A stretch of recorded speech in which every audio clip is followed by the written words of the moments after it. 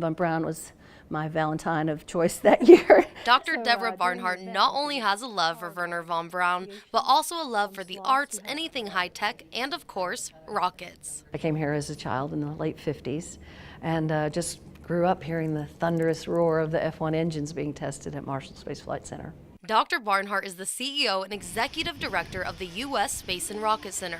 Running the biggest tourist attraction in Alabama takes a lot of work and a lot of passion. I like to talk about it as my aircraft carrier. It's a really big thing that has a lot of moving parts. But her story starts back when her family moved from Oklahoma to Huntsville, Alabama for her dad to take a job working for NASA as an engineer. So many of us in this area are second and third generation, rocket babies, that I think we just have a natural propensity for all things technical. She has been the CEO of the Space and Rocket Center since 2011, but she has a long history with the center. She worked at the Rocket Center during her last year in college in 1973, then was asked to come back to work on public relations when the shuttle first came to Huntsville. The shuttle came in on the back of the 747. And then came back again in the late 80s to work as director of Space Camp. This is when I went to adult space camp. Here I am in 1986. She is passionate about what she does and loves seeing the impact her work has on the Rocket City and across the world. No matter where I am on the planet, literally Azerbaijan, China, Shanghai, I hear a story about how someone came to space camp and it changed their life.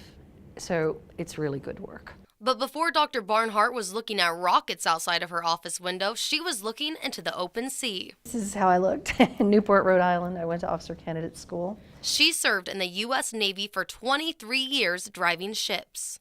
And these were two of my ships, destroyer tenders, USS Yellowstone and USS Acadia. I became one of the first 7 women selected to go to service on board ships. And at that time, they were non-combatant units and vessels. So I am to a United States naval vessel as a pilot is to an aircraft. I'm qualified to fight and drive Navy ships. Dr. Barnhart has driven ships up to the Panama Canal and under the Golden Gate Bridge. My recruiter said, well, you can join wherever you want. So I said, well, let's hop up in the engine. And of course, now it's in the Davidson Center. She also worked for 20 years in aerospace and defense on the corporate side. Although her accomplishments have been groundbreaking for women and she is no doubt an inspiration to many, she says she does not see herself as a trailblazer. I never think of myself that way. When I look back, I see the nurses in World War II and even in the Civil War, and I see those women who flew the planes that drug the targets behind them and guys are shooting at them from other planes. I mean, I think those people are pathfinders.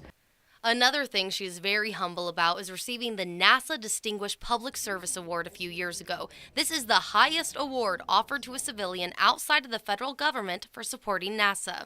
I felt like I didn't deserve it, and so I'm trying to earn it these days. Sitting down with Dr. Barnhart, it is easy to see that she deeply cares about what she does. She says passion is part of mission. Be sure that you're working at something that means something to you and that you're going to be proud of at the end of the day. She is her own girl. She's got a purple stripe in her hair and big dreams. Although Dr. Barnhart thinks we have not come as far as we should have at this point, she says right now young women have a world of opportunities at their fingertips. I told a group of young ladies recently, you are the first group of women in history to not be inhibited by race, diversity, birth, the ability to control the birth rate, and by educational opportunity. You're the first group of women in history that are not encumbered by restrictions in those areas. So it's unimaginable what we'll be able to do.